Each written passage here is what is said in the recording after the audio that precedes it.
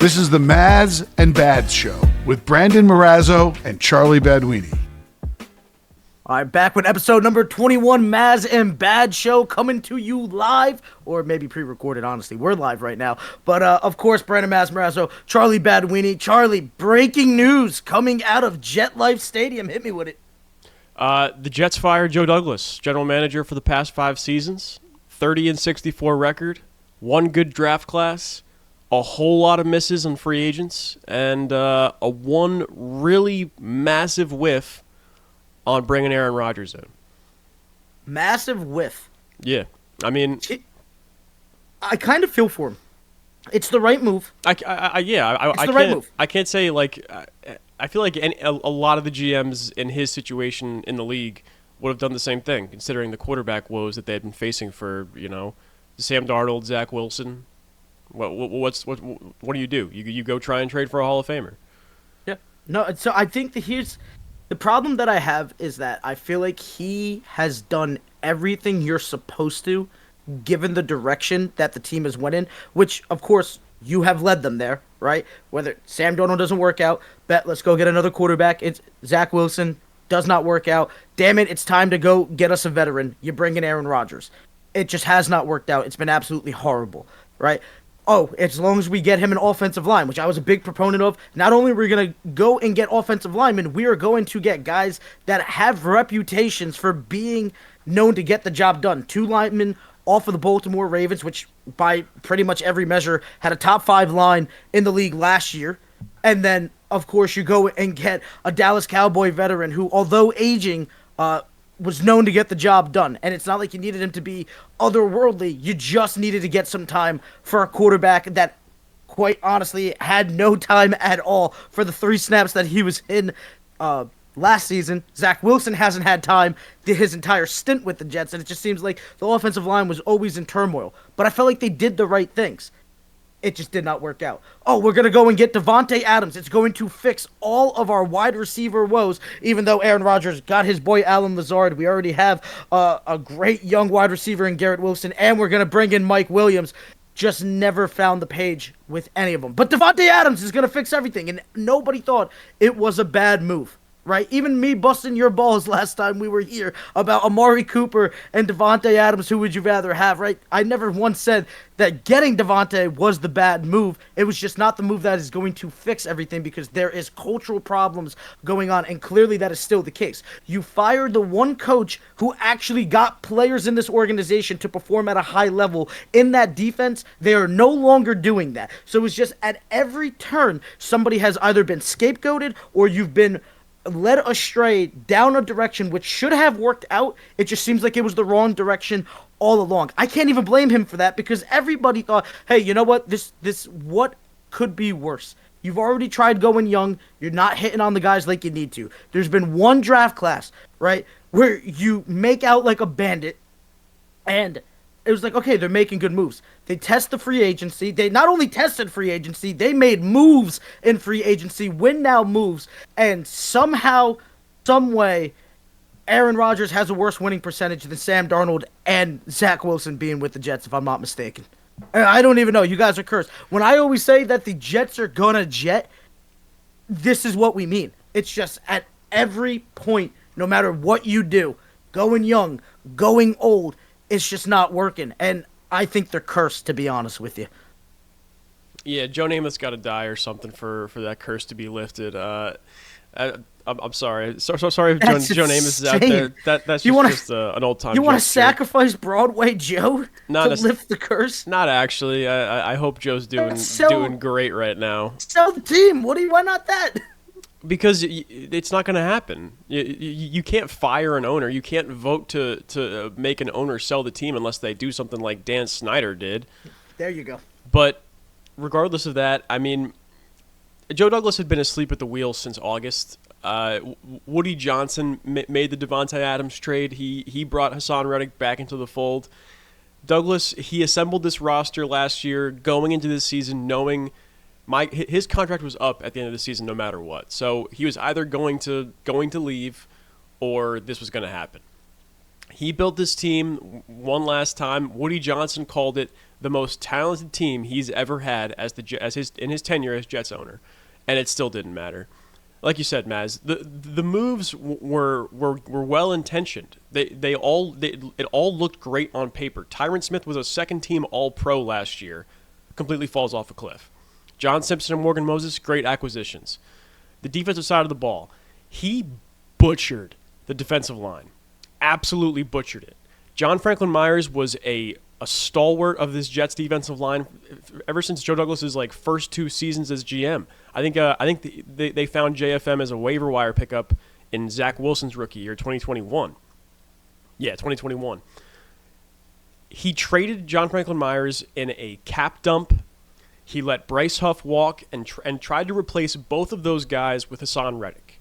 Now, if Hassan Reddick's here the entire season, if he doesn't skip the first 7 games of the season, who knows what it looks like?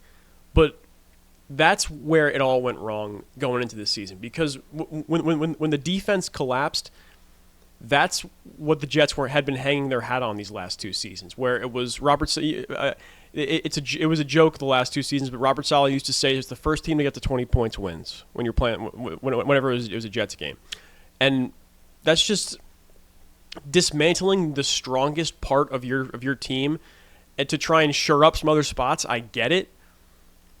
But you shouldn't be trying to dismantle the best parts of your team just so you can patch up a hole or patch up a spot here or there. You know what I mean? Did you really need to trade John Franklin Myers to sign Tyron Smith? Probably not, because you drafted Olu Fashanu anyway, who is having a great season. The last 2 games, he's had to play left tackle because now Tyron Smith, who he's always usually injured, having some injury problems. Olu Fashanu, stepping in perfectly fine at left tackle. It's just, he had that one good draft class with Sauce Gardner, Garrett Wilson, Jermaine Johnson, Breece Hall. But outside of that, it's a whole lot of misses and a whole lot of whiffs. And I'll go back even further. Joe Douglas's biggest mistake as Jets general manager. Ready for this? We'll go back to his first draft, the 2020 COVID draft. Jets are sitting at 10th overall, or 10th or 11th overall. Everyone knows they want to tackle. There's 2 on the board left for them to take. There's Mekhi Becton out of Louisville, who a physical specimen, had great combine numbers. And then there's Tristan Wirfs, the not-so-pretty Iowa tackle, the high school wrestler, didn't have a great combine, and the Jets picked Becton over Wirfs. That right there could have solved so many problems for the Jets. Because it goes even further. Ready? So Mekhi Becton has an okay rookie year, right? Let's go to year 2. Mekhi Becton gets hurt in training camp. He's out for the season. The Jets make a late acquisition to sign former Seahawks tackle Dwayne Brown, right? Dwayne Brown's playing left tackle for the team. Let's fast forward 1 more year. Mekhi Becton's back, but he's been so banged up, he lost his spot at left tackle. They kick him out over to the right side. Dwayne Brown is still this team's starting left tackle. First game of the season, Monday night against Buffalo, Aaron Rodgers at quarterback. 4th play of the game, Aaron Rodgers gets his Achilles snapped. Thanks to who? Dwayne Brown. He tries to execute a cut block on, I believe it was, he's playing for the Niners right now. I can't remember his name. He's an outside linebacker, but Dwayne Brown tries to cut block him. He misses. Guy sacks Rodgers, Achilles snaps, season's over. And we'll keep it going a little further. I think the reason why this Aaron Rodgers thing hasn't worked out was because the timeline got thrown so far out of whack after the Achilles snap. If they had been able to have last year as a sort of ramp up, I mean, it would have been disappointing last year regardless if Zach Wilson was at quarterback or Aaron Rodgers, but at least if they had Aaron Rodgers, they would have known exactly what to identify and what to fix in the offseason. And the injury also cost Rodgers some of his physical mobility, obviously, evidently, because this season he looks physically cooked, physically washed up. It's not great. So, yeah, Joe Douglas, don't let the door hit you on the way out, because you drafting Tristan Wirfs or not drafting Tristan Wirfs over Mekhi Becton cost this team something. I don't know what it cost them. But you know what? It probably cost me my first playoff appearance since I was in 5th grade. That's what it cost me. So you know what, Joe Douglas? Thank you for nothing. For nothing. Time out. at the time, were you an advocate of Wirfs over Becton? No, I thought they should have taken CeeDee Lamb. Okay, well, then hindsight is 2020 because I remember when Becton got picked and I went, good God, that is a mammoth of a man. Okay, I was at MetLife when it happened, working, my part-time security that I used to do, and they were doing the draft party, and Mekhi Becton got picked, and I looked at that and I went, oh my God, which I'm pretty sure was the same year of Kayvon Thibodeau because the Giants took him on the other side, if I'm not mistaken. Year after. The Giants took Andrew Thomas 4th overall that year. Okay, thank you. Back-to-back years, I always get them mixed up. I know that both of you guys took giant men that have not lived up to it. Maybe one could. The other one sure as hell didn't with the Jets. But going into it, right, I think if you were going tackle there, I think everybody knew they were going to go Becton just because look at the size, right? Now, as I said, Iowa offensive lineman. I got you. And a Louisville one, right? But they're looking at specimens, and everybody thinks that they can mold guys into, the next great one. Oh, we got the tools. We got the coaching staff. I don't know how you feel that way when the Jets haven't had a homegrown talent since, Darrelle Revis? Wayne Corbett? Nick Mangold? Yeah. It's not like you guys are cranking out. It's every year somebody that we draft just develops into this monster. There's some organizations that are capable of doing this, right? But clearly the Jets are not a developer kind of a team, right? Not everybody is. And even if you are, sometimes it's only certain positions, So I don't know if you can say that is the crucial mistake, just because I feel like that's where they were intending to go. I don't think it was the wrong move if you're going tackle with knowing what they knew then. I don't hate it. I understand what you're saying. Go get CD. Don't go with the offensive lineman. But if you're going offensive tackle, how do you not be somewhat enticed by a human that size? I get it, and I understand the whole hindsight thing, but that's kind of the whole point I'm looking at here. If he was a good GM, he would have seen the distinction between a guy with the physical tools and a guy with maybe not as high as a ceiling, but a way higher floor. And I'm telling you right now, I don't. I mean, we're never going to know because we can't go back. But I guarantee you, there's at least half of the NFL would have taken Tristan Wirfs over Mekhi Becton. Maybe, but what if it doesn't work out? What if Mekhi Becton, ends up in another place and ends up winning a Super Bowl by being a part of a big unit? Maybe he develops. Then he gets fired. I don't know. Then he gets fired anyway because Sure. So I'm saying you're never going to know because, how those guys developed definitely had a lot to do with not only themselves, but the organizations that they went to, the offensive line units, not only the coach, but, the fellow offensive linemen that they joined, right? That's huge on development. So I don't know. I'm not saying that Wirfs doesn't become awesome. I'm saying I don't know what happens because it's a completely different path. Here's where I think the biggest mistake happened. It was not who they drafted. It was not who they acquired in free agency. It was after there was signs of there's just not enough going on here, right? Particularly in the offense. How many years are we going to go through this of, damn, this offense does not look good and really not much has changed in terms of who's calling shots behind it, right?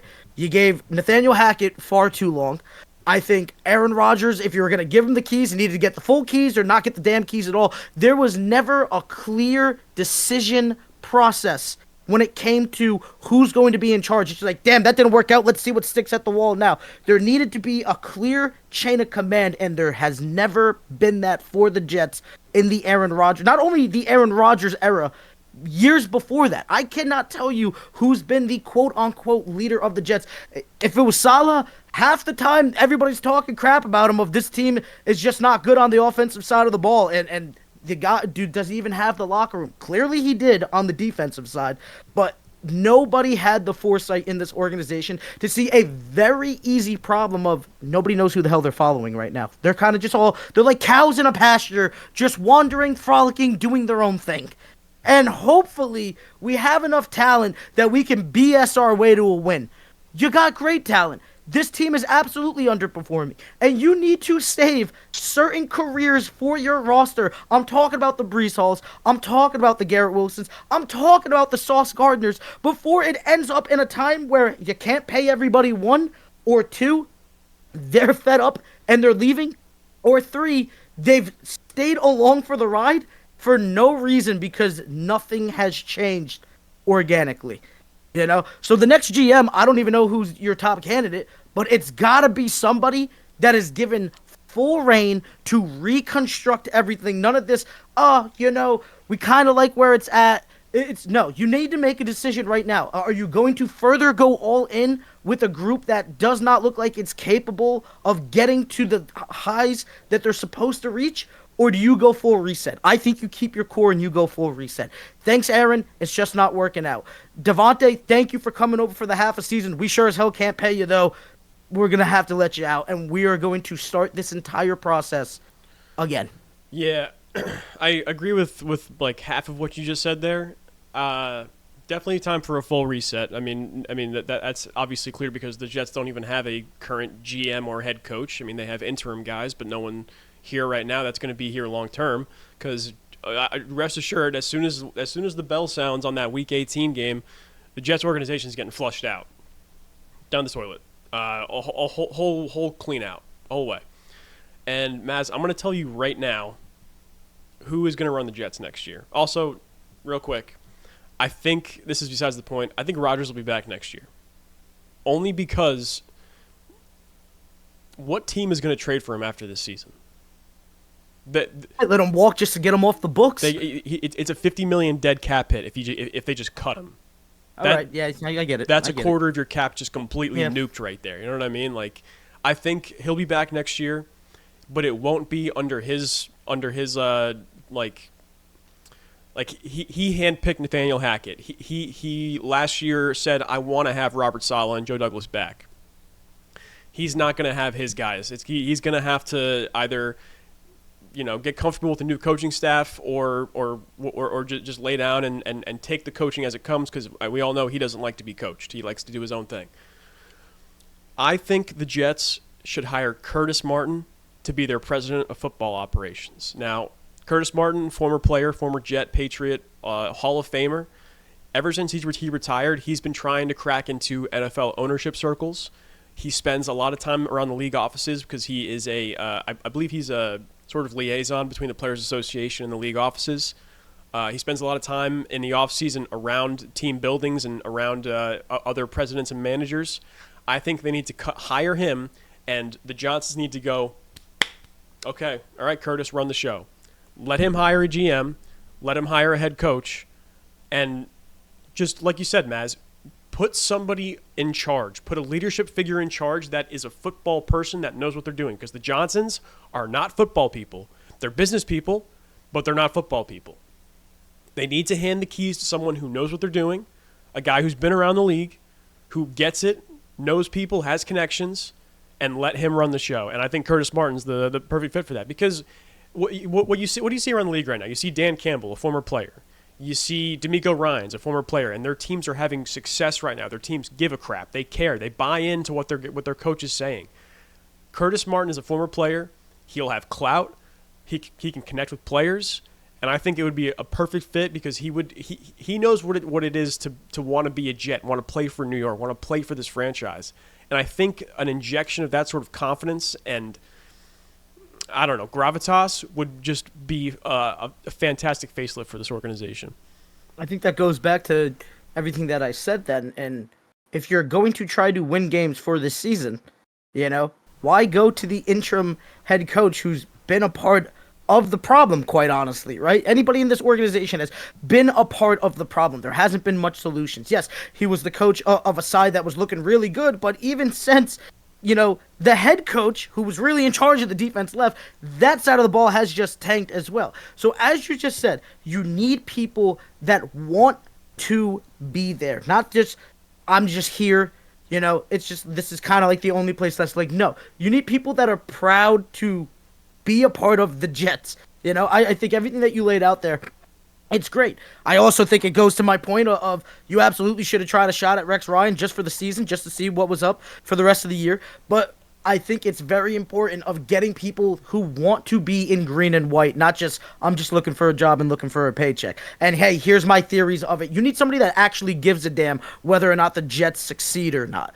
I have no problem with everything that you're saying. The only problem that I do have I just don't see them giving over the full keys. I think they gave over the keys. It didn't work out. And I actually think that the Johnsons are going to be probably more hands-on now. As you said, they're business people. They did make that Davante Adams trade happen.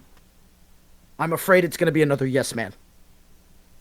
I hope not, but I guess we won't really find out until January. I mean, Woody will most likely be serving as a ambassador or something for the Trump administration, so it'll be back to Christopher Johnson. Christopher, in his 4 years as the owner when Woody was over in the UK for Trump's first term, he was relatively hands-off. He allowed Mike McCagnon, Adam Gase, Todd Bowles, and Joe Douglas for those few months to run the show.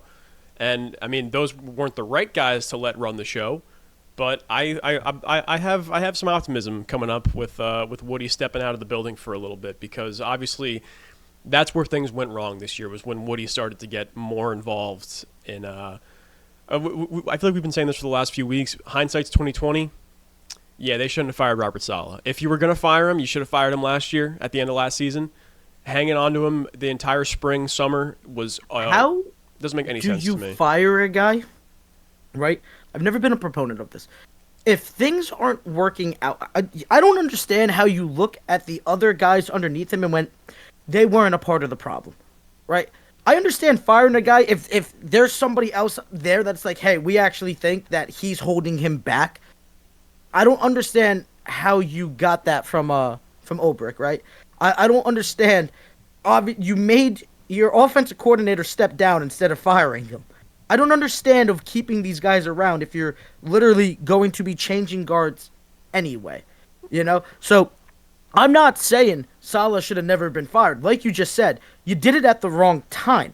You need to stop half-stepping. You need to make decisions with a clear chain of command that everybody in the organization goes, this is where we're absolutely heading now. You fired Saleh and everybody just spread out. They paused for a second and went, oh, I guess we're all just kind of doing our own thing.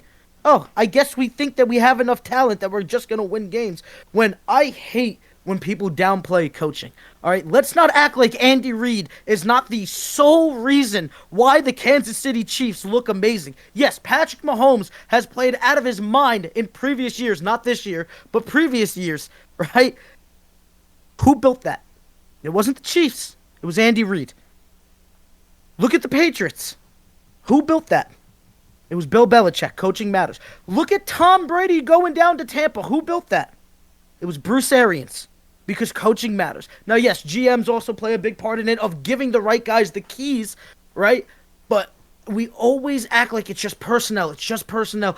It's not just personnel. We've seen great teams, whether it be the Phillip River Chargers, the Dallas Cowboys with Tony Romo, what have you, Lamar Jackson and the Baltimore Ravens. These really good teams come up short year in and year out of, yes, we're going to make the playoffs, but somewhere along the way, whether it's in the AFC Championship game, the second round, the first round, what have you, they come up short because they think we just have the right personnel. You do have the right personnel. I firmly believe you have the talent to win a Super Bowl. The problem is you don't have the right leadership. You might not have the right coaching for it. You might not have the right person in charge of giving chain of command. And that's the biggest problem for the Jets, of not having a damn direction. There's been far worse teams to win Super Bowls than what they have on paper right this second. And they're underperforming. That's a leadership problem. I've been saying it for weeks. I will continue to say it until leadership fully changes and there's an actual direction to be followed. You know, they are quite honestly in the worst place to be when it comes to running a team. And that's, do we further go all in or do we hit the reset? And I think it's too late to go further all in, at least with Aaron Rodgers. I think you need to start building. You might not have to hit a full reset because you already have your cornerstones and some levels already built up to it. But I don't think he's going to be the guy. And I think following what he wants to do has already proven it's just not going to work because everybody's kind of past their prime. Yeah, that's my only real iota of confidence that the Jets can attract a high-quality candidate for GM or head coach is because, I mean, if you look back at the previous Jets regime changes, when you went from Adam Gase to Robert Saleh, the roster was barren. when you went from Todd Bowles to Adam Gase, when you went from Rex Ryan to Todd Bowles, there was not a single shred of talent on the roster anywhere to be seen. But that's not the case right now. You have offensive centerpieces in a Garrett Wilson, Breece Hall, Joe Tippmann at center, Olu Fashanu. On defense, Sauce Gardner, Quinnen Williams, Quincy Williams, Michael Carter. There's talent. So I really hope that's enough to say for a guy who, you know, is well liked and well respected in the NFL to be like, hey, I can do something here. So, Mazz, before we move off the stupid Jets, because I don't want to spend the rest of this episode talking about them, just like right now on November 19th, who do you think will be the Jets head coach next year, just off the top of your head? I think it should be Mike Vrabel. Personally, I hope so. I think that's the move forward. This guy has worked with way less talent down in Tennessee and got them to win games. Literally had just a running back. All right. Even A.J. Brown was banged up a lot of those times. It was literally the entire offense was just a running back, and he was just squeaking into the playoffs year after year. And one year, they went on a little run there, you know, being towards the top of seeding. I think this is a guy who is definitely proven. I hate that everybody's linked to Belichick, right? We want to throw it at the Jags. I want it to happen with the Cowboys. There's not a damn way in hell. He's not going to the Jets. It's going to the Jets. You know, what's he going to do? Show up and leave 2 days later like he did the first time? Yeah, he hates this organization. He would never come here. You know, so I think looking at just guys who are available, of who's looking for another shot, who's hungry to show that, hey, I still have a lot left in this tank. I probably should. It's not my fault that Tennessee had no clue what they wanted to do in terms of being stuck in this purgatory. They didn't want to go all in and bring in anybody. We actually traded our best guys out of there, and we didn't even want to quite hit the reset button neither. We were playing Ryan Tannehill for probably 2 years past what we should have been. He is a guy that it's just a giant question mark for me. I really would like to see Vrabel in an organization that knows exactly where they're going, right? If you're going to go all in, go get a guy who is known to be a leader of man, is a former player, and can get results with not a lot of talent, because now you're giving him a lot of talent, and he's going to give it that direction. I think it checks all the boxes for what you've been asking for. Former player, passionate, looking for another chance. Excited to be in green and white. I think he would be, because I think he's just excited to be anywhere that's going to be giving him a shot. I'm not looking to make a paycheck. I'm willing to go wherever, but I'm willing to go wherever with passion and foresight and dedication. I would love it. I think he's going to have his pick of the litter of jobs, and I don't know if the Jets will be the most attractive job opening. I'm gonna go with the safer pick, a guy who is like I think is relatively attainable.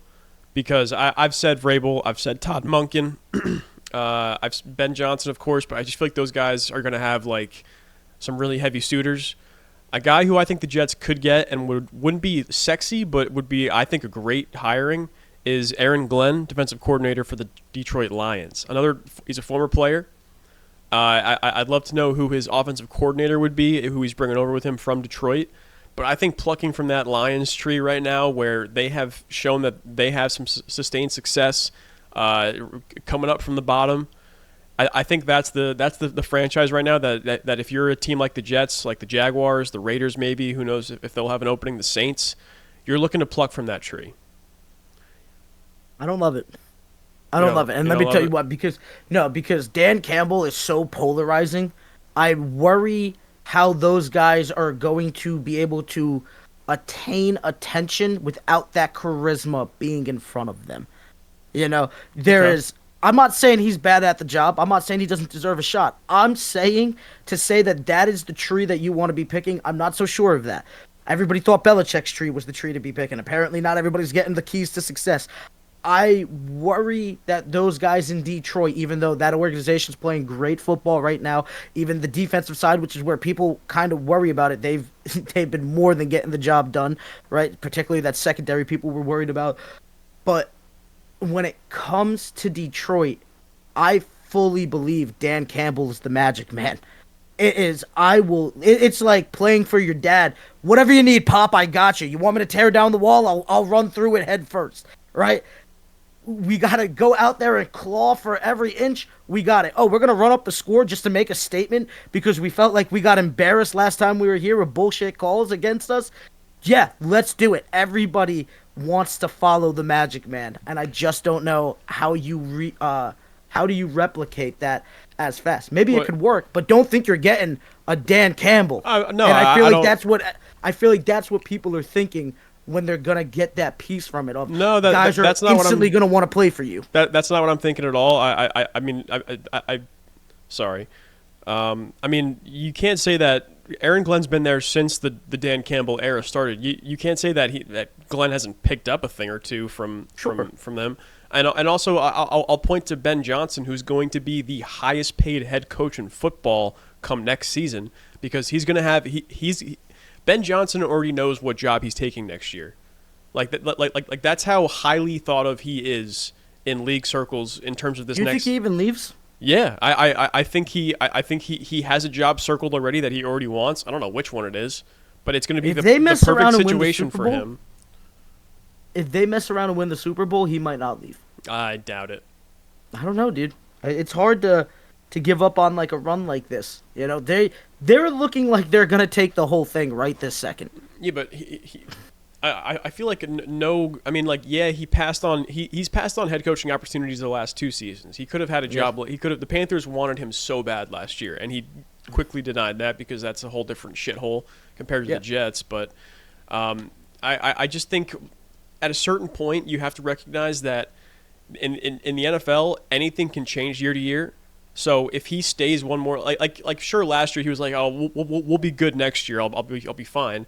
But who's to say next year the Lions don't fall off a cliff inexplicably and his stock drops all the way down, and now no team wants to hire him as a head coach. So I don't think he's going to take that risk another year. I think he'll after this season, if the Lions are walking away with a Lombardi or not, he'll be taking a head coaching job somewhere else. It's definitely going to be interesting to see. Like I said though, you have to have faith in the man, and I feel like if just knowing the Jets on how they operate, it's not going to be instantly magical if they go and hire the DC. You know, it's not going to be that new blood adrenaline feeling. It's very much going to be a business acquisition of, hey, this can change. It needs to happen organically, and it's not going to be overnight, because it's hard when you are around these polarizing guys. You think that getting somebody that's been around them is going to have a bit of that magic, when the fact is they have their own way of doing things, they have their own aura to them, and you just don't know what you're getting. So if you're going to hire him, you got to hire him because you want him, not because you want a piece of Dan Campbell. And I do not see the Jets having that foresight of not thinking that we're going to get a piece of Dan Campbell if we bring him in. Well, I think it's also a part of Aaron Glenn, another former player, played for the Jets in his career, been around the league. He's been an assistant coach since 2014. I don't think that they'd be expecting to have Dan Campbell when they hire him, but I think he's a well-respected coach around the league, and I think he's been around the block enough times to know what he's doing. Is it what the Jets need, though, is the question. I mean, what, stability and leadership? Yeah, I'd say.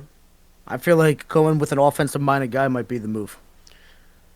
Never works out for the Jets going after the hot coordinator. It never does. But like I said, I don't know, man. Let's. I think you need. I personally, I don't think it's time to give a new guy a shot. I think it's time, when it comes to head coaching, I think you need something that's already established, that has a winning formula and a winning system. You know, no head coach has ever won a Super Bowl with 2 different teams. Really? That's correct. Yes.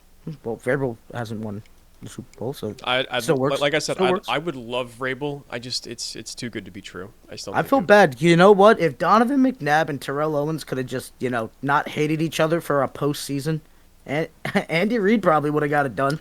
Yeah, probably. Tom Brady would have had one less, But no, absolutely not. I did not know that. Thank you for that fun fact. That's insane. Does that make you the GOAT if you do that? The coaching GOAT? Yeah, like, you got Shula with the wins. You got Belichick with the rings. But to get it done with 2 different organizations, is that GOAT status? Like, Might be. I don't know. I don't think it is, personally. I think the number of rings matters more than anything. But I definitely could put you in the conversation. Mazz, you picked up a game on me last week in our picks. Whoa. Only one? Just one. Just one. So now you've reclaimed your Cowboys pick, so you can stop complaining about that now, right? Good. What What are we at? Four up? You're up 4 on me. You had Philly. I had the Commanders. You had the Colts. I had the Jets. And I had the Saints. You had the Browns. I regret nothing. Jameis Winston threw for almost 400 yards. Just couldn't get in the end zone. It is what it is. I can't believe the Colts actually paid off. I'm not going to lie to you. I took that one clearly out of spite. But the Philly one, layup. Literally layup. Washington had a great first half. They just couldn't get the offense moving. 2 words. Saquon Barkley. All right. And the Jets should have won that game. That was a disgrace. Well, they're a disgrace, Charlie. I don't know what to tell you. I'm surprised they're even hanging on your wall at this point. I got the Yankees hat on right now because I refuse to wear the Cowboys hat. You're going to have to help me out a little bit here because I was at MetLife Stadium on Sunday for that Jet game, unfortunately, so I didn't watch much of the 1 o'clock slate. Did you? Yeah, a little bit. I had a little something going on, the old man just starting to come home. But between the hospital and checking it on my phone, I was able to see some decent stuff going on, my friend. Pops is home. Everything's all good there, so we do actually appreciate that. Who was at 1 o'clock, though? I believe Packers-Bears, right? Packers-Bears, which Green Bay won on a walk-off blocked field goal. Dude, the Bears are cursed. Bo Nix apparently is the best rookie quarterback outside of Jaden Daniels. Caleb Williams is still nowhere to be found, I feel like. Even firing the offensive coordinator, I thought this offense was going to be explosive. It's still a letdown. The fact that you go down on a blocked field goal, that is just, you cannot buy a win at that point. I don't even know what to do if you're the Bears. I mean, you giving this kid everything. I don't think you can't give up on it. You gave up so much to get here. It's way too soon to be throwing the white flag out now. You got to give him another season at least. Sure, but I am panicked now. It was just like, what is actually happening? I mean, just can't get in the end zone. I don't know what it is. He's starting to get some yardage at least. He threw for 230. I feel like they're letting the reins off, but you needed to let the reins off the second this kid got there. Like I said, I think it was like the first 4 weeks he did not throw a pass in between the hash marks. It was just sidelines, everything. I don't know if that's pre-designed. I don't know if that's just him not being comfortable. You cannot come in and tell the punter you're not going to be doing much punting when last week he officially had more punting yards than you guys had offensive yards. Yeah, that's a little embarrassing. A little? It's a lot of. Green Bay still proving that they could get the job done. I feel like that was always going to be a hard game, But regardless of the fact, their defense and special teams, I think, are slept on, and they're the ones who come up for the win. So good for them. Moving on over with it, Colts and Jets. Anthony Richardson turned up a little bit, buddy. And yeah, even though there was only 1 touchdown, he looked good, all things considering. Started off with just a little bit rocky. Looked like he didn't have the groove, and then it was there. The magic. Apparently, the Jets do not know how to go against quarterbacks that can take off a bit. Well, only the Jets defense could make Anthony Richardson, who was sub 50% completion percentage coming into this game, look like a good passer. 20 for 30. Just unbelievable. 32 rushing yards. 2 touchdowns. Also threw for 272 and a tutty. Yeah. Dude, his vision downfield looked good, though. Yeah, no, I liked. Well, his receivers it helped. His receivers were getting wide ass open. I mean, you got fucking Sauce Gardner pointing at a safety after a long completion on the last drive of the game. Have some accountability, Mr. 2-time first team All Pro. Geez, man. Has the magic worn off for him? For Sauce? Yeah. I feel like nobody's afraid of him. I feel like we figured out if you just get a little physical wide receivers dominate this guy. Teams know that if you I don't know if it's physical receivers dominate him. It's what teams have been doing this season, and it's worked very well. And Sauce's first 2 years in the league, elite coverage downfield, and he still is a great coverage corner, but his physicality and his tackling is the weak spot of his game, and teams have found that if you run the ball at him, he's not going to make a play. He's gonna lean off it, or if he does make a play, he's going to burn up so much energy that he's going to be a little sluggish on the next route he's defending. And it's also just the lack of accountability for me for Sauce. Like I just mentioned, on that the last drive of the game, Jets are up 5 points, right? I want to say the Colts were like 5 for 7 on 3rd and 10 plus from this game, the entire game. Like every 3rd and long, they somehow found a way to convert it. And on one of the last ones of the game, Sauce is coming down on Alec Pierce, but Pierce is still going, and he signals for the safety to come take the route. Safety misses it. Pierce makes the completion. Colts game-winning drive. Sauce is pointing at the safety on the field as if to say, "Look, guys, it's not my fault. It was his fault." Just like, dude. Bush League. Thank you. Yeah, it's Bush League. I don't want to say the magic is worn off on Sauce. He's having a rough 3rd year in the league. Cornerback is one of the hardest positions to play in all of sports. It's incredibly difficult. So he was never going to be perfect his entire career. A lot of Jet fans are saying trade him. I'm not there yet. You don't trade a guy with the coverage skills that he has. He can always put some more weight on. He can always get better and more mature mentally. Sauce having a bad year, but it's way too crazy to say we should be trading this guy. What is with you guys? It's just like the guy has a step back, and we got to get rid of him. That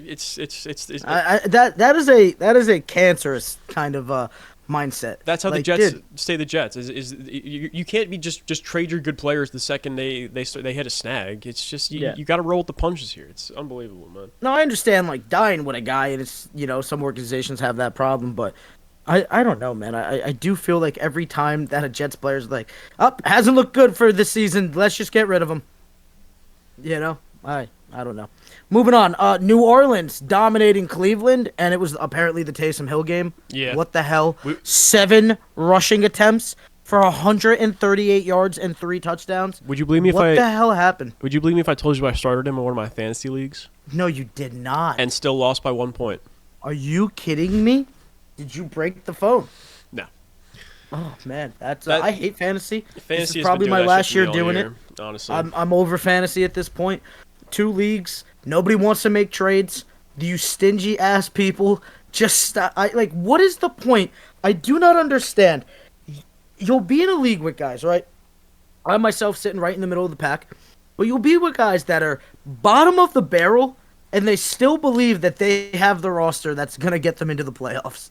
Even if you scrape into the playoffs, you think you're winning anything? Make a move, make a gamble, take a shot. I do not understand this. I get the top guys not wanting to make it. Why would you? You're winning. Why mix up the winning formula? But for guys that are middle of the pack and for guys that are scraping the barrel, what the hell is wrong with you? You don't know what you're doing clearly. It might have just been an unlucky year.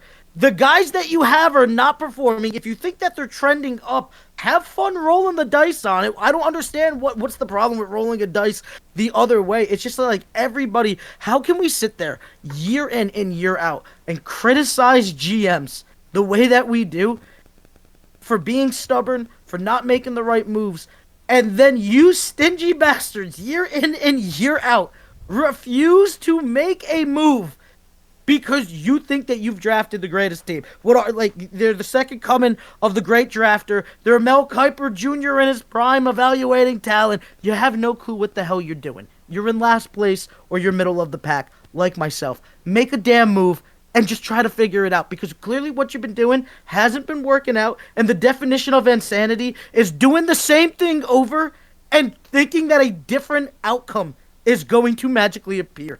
I hate people that play fantasy. I hate the fantasy leagues that I'm in sometimes. One's good, the one that I've been in. Shout out Billy, but we play with the stingiest people ever in this damn league. And I don't think I can do it anymore. I think this might be my last year of fantasy football. Yeah, I don't blame you. I mean, fantasy it's all luck. I think it is. There's I can't sit there and coach the guy. I can't call him up and give him a pep talk or stick a foot up his ass. It's literally just, is this guy going to perform or not? How many times have you went starting him? He should absolutely everything on paper, everything that the pros on the networks are saying. This is a matchup that should be dominated. Your guy's nowhere to be found. That's fantasy football. You know, Taysom Hill. Let me guess. 7 attempts, 138 yards, 13 points right there, 3 touchdowns. He got you like what? 26 points, 27 points. In this league, there's a tight end bonus for first downs, and Taysom Hill is a tight end. Okay. I think he got me like 50 or something like that. Whoa. Yeah, I'll take a look for you right now. Oh, I didn't even think about the receiving. Did he have anything catching? Yeah. That was just his rushing stats. He caught a touchdown too. Oh yeah, great, All right, freaking awesome. He was 1 for 2 in passing, 18 yards and an interception. 7 carries for 138 yards and 3 touchdowns. 8 catches for 50 yards, 4 first downs. He had 49.7, and I lost by 1 point. Yeah, no, I quit the league right there. Done. Dunzo. That's it. It is what it is. Mazz, Baltimore and Pittsburgh. I called it. You called it. I'm not surprised. I mean, Baltimore was right there at the end. They had a chance at the 2-point conversion to tie it up. And Baltimore now on the outside looking in of the AFC playoffs. Not outside the playoff picture, but now no longer in contention for that first seed. It's now officially between Kansas City, Buffalo, and Pittsburgh. Anybody but KC, please. Anybody but KC. Buffalo, go get it done. Would like to see it. Even Pittsburgh. I wish they traded for Cooper Kupp so bad. But nonetheless, here we are. I'm not surprised, right? You can look at this however you want. When it comes to division rivals, there's something a little more extra in the sauce. Pittsburgh has the defense. Russell Wilson has given them a passing game. They already have a winning coach who, yes, you can criticize him for, maybe already having an established roster, and that's why he won a Super Bowl. But you can say that he underperforms each year, but let's be honest, the superstars that he had were headaches. The organization has never had a losing season under him.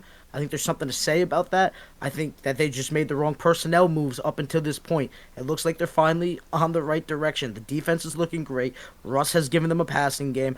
They have I'll tell you, dude. Pickens might have some of the best hands in the NFL from what I've seen this year. It just seems like spectacular catch after spectacular catch. Even Najee Harris, they are finding a way to start using again, which I feel like he was a guy on draft night after hearing his story. Everybody was like, yeah, Najee, he's awesome. He had a really good college season, has underperformed at the NFL level. He's looked decent this season. Everything's starting to come together for the Steelers. The question is, do they have the talent to get over the hump known as the Chiefs or the Bills or even the Ravens again when it comes? I don't know what's going to happen down the stretch. I got good news for you, Mazz, because I believe the Steelers play both the Bills and the Chiefs. I lied, just the Chiefs. They're playing the Chiefs on Christmas Day, 1 o'clock. That'll be a great game. Unfortunately, they're not going to be playing Buffalo. Maybe we'll see that at the playoffs, but yeah, Pittsburgh looks like one of the most well-rounded teams in football right now. That's for damn sure, because the offense is playing at a good level, way better than it's been played in years past, like you said. The defense is as good as it's always been. Special teams, always great. Mike Tomlin, one of the best. Pittsburgh, looking dangerous. They were calling for his job. Stop it. No. Anybody who called for Mike Tomlin's job within the past 3, 4, 5 years, you're a moron, dude. I would give my left nut to have Mike Tomlin as my head coach, dude. Jesus Christ. All right? Left nut is absolutely wild. I don't care. I'll say it. Even with it, you believe that they won that game with Wilson not throwing a touchdown and throwing 1 interception? I mean, Chris Boswell, every single point. Yeah. He's a monster when it comes to kicking too. I think they have everything, and like I said, if they would just mix in Justin Fields a little bit, I would like to see him, particularly red zone packages, just adding that dual threat back into it, just throw teams off. I think Russ goes with your starter. I'd like to see him get some touches. Fields get some touches, maybe some option play. You have a guy that is capable of attacking you in multiple ways, just like Taysom Hill, right? I'm not saying you make him a running back. I'm saying don't forget that you have this young quarterback that will be your future if you want him to be, because he clearly has shown signs of success with your organization. He can still be useful right this second. They cannot forget about that for me. The defense is great. Special teams, obviously you got an automatic with Boswell. Offense is looking good, but you can make it even better by having this dual quarterback system, I believe. Mazz, Kansas City at Buffalo, always a classic. Buffalo, as per usual in the regular season, comes out on top. I got to give credit to Buffalo where credit's due. They were in the same exact scenario that the Jets were in their game Sunday afternoon. It was a 4th and 2 when you're up 2. Yeah, 4th and 2 when you're up 2. Do you go for it, or do you kick the field goal, take the points, put yourself up by 5 points, and give the ball back, or do you go for the touchdown and seal the deal? The Jets against the Colts decided to kick the field goal for some reason because they trusted their shitty defense. The Bills trusted in their quarterback, Josh Allen, and he scurried on a 4th and 2 at like the 22-yard line right into the end zone for a Bills win. Mazz, does this change the AFC pecking order for you at all? Or I think we owe the Bills an apology, personally. For what? Because they're quite better than we thought that they were this season. Oh, coming into the season? Yeah, we owe them just an apology in general. They have blown every expectation out of the water. I hope they win a Super Bowl. They firmly deserve it. They've done everything right. They said, we're sticking with the course. We're not going to panic. We're actually pretty good right now. Yeah, we lost some pieces. We actually think getting rid of a big wide receiver was a problem for us. We're going to rock with these two younger guys. We're going to go get us a veteran who looked pretty damn good. I know he only had 2 catches, but they came in some big moments. Josh Allen and him look like they're starting to find a chemistry. Of course, I'm talking about Amari Cooper.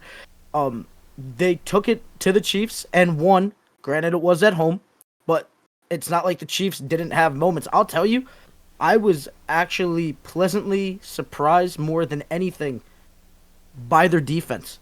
The way that they got pressure on Mahomes, the way that they disrupted passes. And even with all that, the Chiefs were still in a spot to potentially come away with this one. But execution in the finest hour, they did. You got to give it to Josh Allen. You got to give it to the wide receivers. James Cook looked pretty strong. The entire organization just looked good. This is what happens when you have direction. You know where you're going. You know who your lead guy is, and there's a chain of command. We've been talking about, is Sean McDermott going to be here? He better be here, all right, because he's making this roster work, and I do think that it's overperforming, but you also just got to give credit to those guys stepping up to the plate when it's needed most, especially on defense, which looked like they were depleted of talent. Everywhere you looked, somebody was either injured or got traded away. They didn't bring in big names. They built this just step by step, and here they are, taking down the Chiefs. Josh Allen, I think, needs to be in the MVP conversation. I still think it's Lamar's for the taking, but Josh Allen definitely needs to be having some talks for just the way that he's handled himself this season. With the way that they've been winning games, there's 2 tails of the tape for me right now. All right? The Bills win because of Josh Allen. The Chiefs are winning because of their defense. You know, that's been the entire season, I feel like. The defense stepped up for the Bills in this one. Josh Allen stepped up when he needed to. Not the sexiest game, but effective. And everywhere for the Bills just looked good for me. I hope they can do this against the Chiefs in the playoffs. I want the old man to get a Buffalo Super Bowl more than anything. The Cowboys are done. That's it. I'm still rooting Tampa, but I want more than anything for the old man to enjoy a Buffalo Bills Super Bowl. He's watched 4 of them go down the toilet. I really would just love to watch, just to be a fly on the wall and watch his reaction of an organization that has tormented him for years and quite literally dangled it. If you ask him, they only should have won 1 out of the 4, but to not even walk away with 1, it's just so tragic. And I hope before it's all said and done, you know, he is 65. He's still got some great years left in him. But I don't know if I trust in the Bills the next 25 years plus to get something done. That has to be right now, and I hope it is. We'll see. Josh Allen did actually move into the favorite for MVP after this game because obviously it followed a Ravens loss. So, yeah, Josh Allen currently is the odds-on favorite to be the MVP. He's been having a good season with less talent. Yeah, no, he has had a really good season. And also their chances for the number 1 seed drastically improved with this loss because now they had that tiebreaker if the Chiefs happen to lose a few more games. But we'll see about that. Another game that I had an absolute blast watching, and it was such a fun time because after I got home from the Jet game, I was just demoralized. I was bummed out, and I can't stand Kansas City and Buffalo, so I didn't even I had the game on, but I was just like, fuck these guys, you know what I mean? You can't stand Kansas City? I mean, I'm a big Mahomes fan, but I don't want to see him keep winning over and over again. It's you know what I mean? It's like both of these teams, I hope they beat each other. He hasn't had a great season. And No, they he just hasn't. keep winning. It's horrible. You know? Him and Dak were putting up similar numbers. Dak sucks. He's awesome. I get it. Past stuff. I get it. I'm not saying he's not great. I'm just saying, hold some accountability. He hasn't been great this year. But then, after my day of awfulness, this game came on. The Bengals at Chargers. Joe Burrow versus Justin Herbert. It was such a fun game to watch. The Chargers went up big. Bengals came storming back because Joe Burrow and Jamar Chase are just like that. T. Higgins had a big game. And the last 5 minutes was just so funny to watch because it was the Bengals would go 3 and out, the Chiefs would go 3 and out, or Chargers would go 3 and out. And it was just back and forth until the Chargers finally got the ball back. J.K. Dobbins breaks off a big run to clinch the win. And here we are with the Chargers team sitting at 7-3. Did not expect this to happen in Jim Harbaugh's first season as the Chargers head coach. They're locked into the AFC wild card right now. Coaching matters. Coaching matters. It's going to be the damn theme of this entire episode. I'm sure you're ad nauseum of hearing me say it, but that's just where we're at. I mean, Justin Herbert, you got to give credit. I've been a hater of him, and you're the reason for it, if I'm being honest. All right, I was getting sandwiches of just Justin Herbert thrown in my face every week. I felt like for the last 2 years, you've cooled down on it now, and I can admit, kid's special. Granted, we got to calm down with it. It was the Bengals defense, but he's having a good season. They don't have much to work with, and he's still looking better than he did last year, which is kind of crazy to me because he had way more to work with last year. But hey, that's just how the cookie crumbles, I guess. You know. Say it again. Coaching matters. It matters. It really does. I mean, guys that are just looking for shots, just give me some direction. Give me somebody that I can believe in. This is what happens when you get competency injected into your franchise. You tend to look pretty good. You tend to defy some odds, So, but the Bengals, I am afraid for them. We already know that they're going to be losing out on T. Higgins. The question is, I think Jamar Chase might be leaving the way that he's talking. I don't know about that. I don't know. He looks frustrated to all hell right now. I mean, he's not even holding back on comments. I guess, but what is he frustrated about? I know they're not winning, but his numbers, him and Joe Burrow are having a fantastic statistical season. Sure. So what is it? So I don't. When I look at Jamar Chase, I don't think that. I think as long as he gets his contract, he'll be fine. I don't know. The way that he's talking, man, he's if we're just going off of the clips that they're putting out there, this guy sounds like he's forcing his way out right now. He seems like he's fed up with just not being better. He clearly wants to win. You cannot say that he doesn't care about winning. I do think that money is the most important thing to guys, especially wide receivers. But I think he's going to get that wherever he goes. So I think winning is actually what truly matters to him. And I think he's frustrated. Although it's only been a couple of years, I think he's sick of the underperforming. I think he's sick of coming so close and not getting the job done. I think he's just sick of all the criticism of this team should do more, and he knows it. So I don't know. I don't want to see Jamar Chase leave the Bengals. I thoroughly enjoy, although like I said, I've been critical of Joe Burrow. I've been critical of the fan base. I firmly believe that they are one of the best quarterback wide receiver duos. It's fun football when they're on. I would like to see them perform better because I'm sick of the Chiefs and, the usual. I'm sick of hearing about the 49ers, but it is what it is. I firmly believe that they have missed the window, that they have no clue what they're doing anymore, and that they are going to be worse next year. So, do you hit a full reset? Do you stick with what you have? I don't know. And let's be honest, too. Joe is kind of injury prone.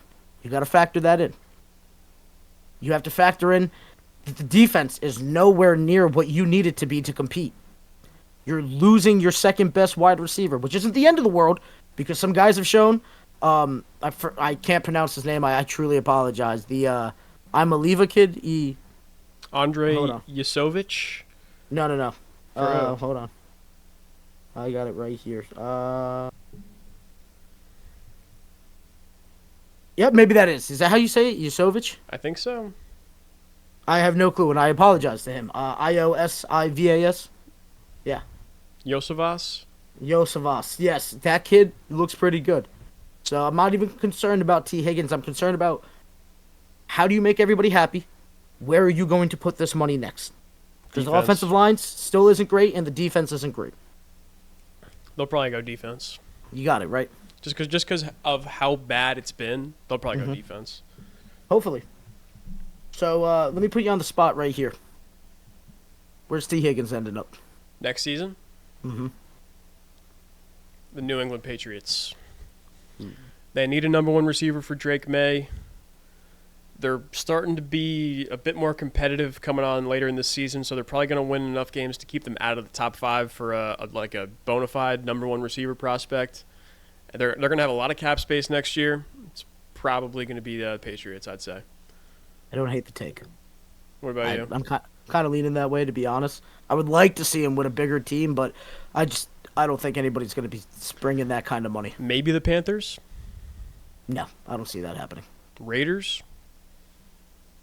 He's going to want a more established quarterback, I think. All right, there you go. I think it has to be the Patriots and Drake May. That seems like a number one contender. I don't know why. I keep on just like having like Jacksonville just like swirling in my head. It just seems like a Jacksonville kind of move, but I don't know. And I'm also very upset because I just saw a rumors thing when we were on a little bathroom break that apparently Bill Belichick has mutual interest in the Jags now. Really? The Jags? It's just NFL rumors on Bleacher Report. Bill Belichick in Jacksonville would be a sight to see, man. And you know what was the story that was right below it? And I quote, Jerry Jones thinks the narrative of Mike McCarthy not having control or like that he's lost this level of control is, quote, so overblown. Okay, Jerry. Dude. You know that they got like those memory games for like seniors to like really sharpen like the mind. He needs it. There's daily vitamins. Somebody bring back the Flintstone vitamin for him. Get him out in the sun because he's pale as all hell. I think there's a vitamin C, D, A, B, C, D, E, F, G deficiency. Yeah. Okay. There's just... What are we looking at anymore? I don't know, man. I don't even know. And if Bill Belichick joins the Jaguars and they don't make a change, I honestly might need a break from football for a little bit. So help me God, they get rid of Dak Prescott. I'm not watching anymore. I'll just be a fan. I can't do it.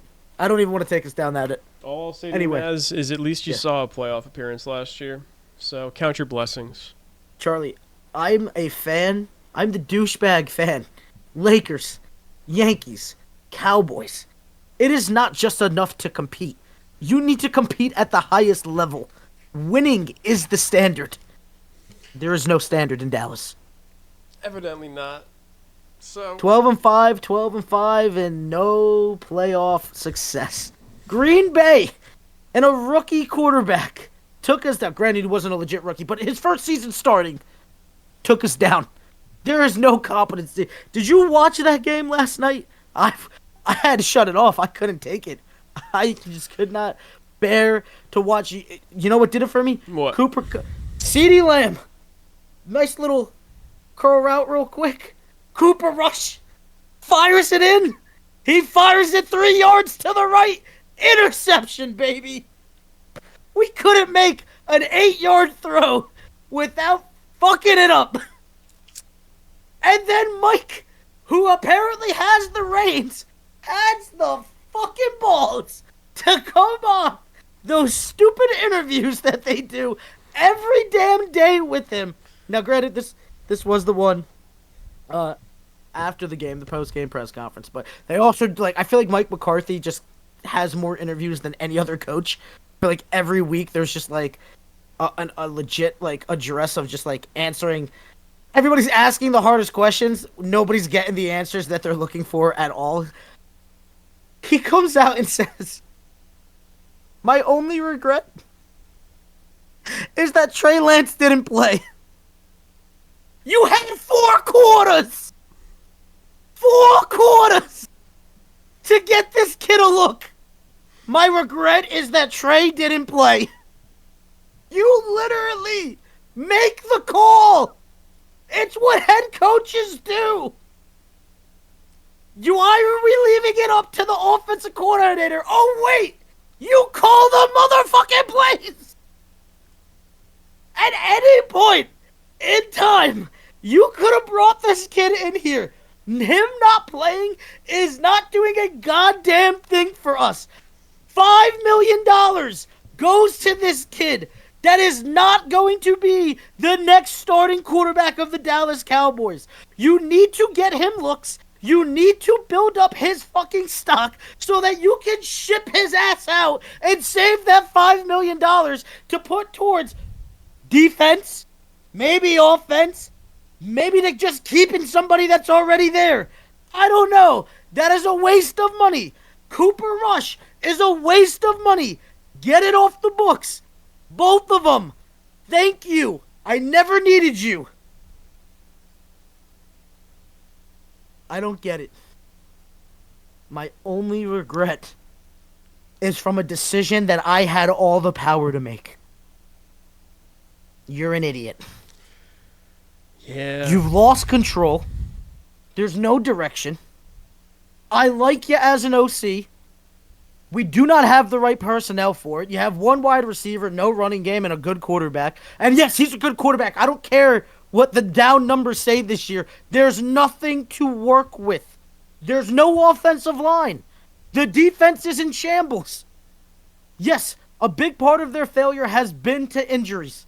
Another part of their failure has been not acquiring guys or keeping the guys that are there even happy.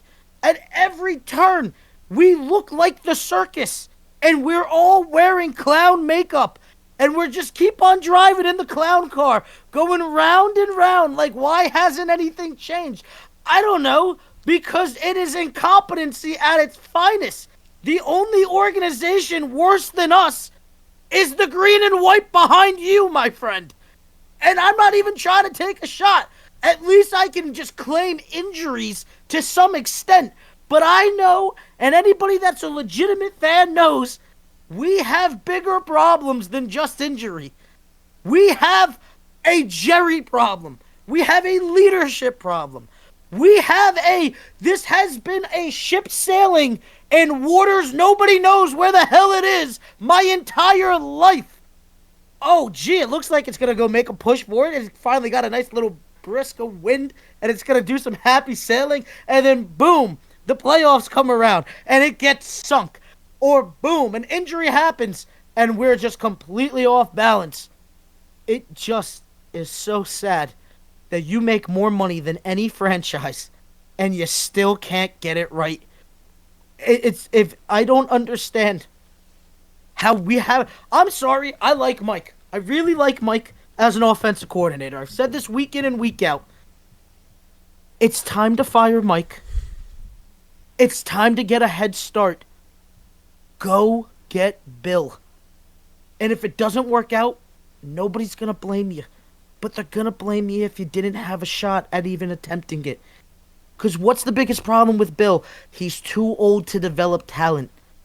You don't need to develop talent. You have the goddamn pieces right now to win. Go get it. Yeah, I think that's definitely the best move if you're the Dallas Cowboys. Because just like you said, Mazz, they don't – I mean, they need players in some spots for sure. But the nucleus is there for a competitive team. Who's your wide receiver, too? Thank God Tolbert's looking pretty decent, but I swear to God, if that's wide receiver 2 come training camp, you have fucked up, my friend. No, it's Jonathan Mingo. I'll kill somebody right now. I swear. I'm pretty sure we gave up more for Mingo than what we got for Amari Cooper. Yeah, but that's only because it has to do with like the contract and stuff. Like he's still on the rookie scale contract. Dude, he's not good. He's not good. I'm not saying he can't become good. I have no clue what he's going to become. But 2 seasons in the NFL, we haven't even broken 1,000 yards. This is the guy that you can expect moves at the deadline, and this is who you went and got? Are you serious? Has he even played? Did he even catch a ball? I was looking for him last night. I didn't see him. I didn't see him at all. Granted, I think I only watched until like the 3rd quarter, but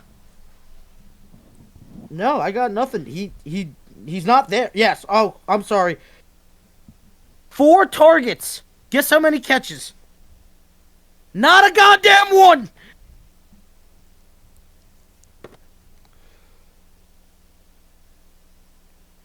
How do you wake up in the morning if you're Jerry Jones? The world by the balls. Making draft picks on multi-million-dollar yachts. The owner of the biggest North American sports franchise that have the New York freaking Yankees playing in it.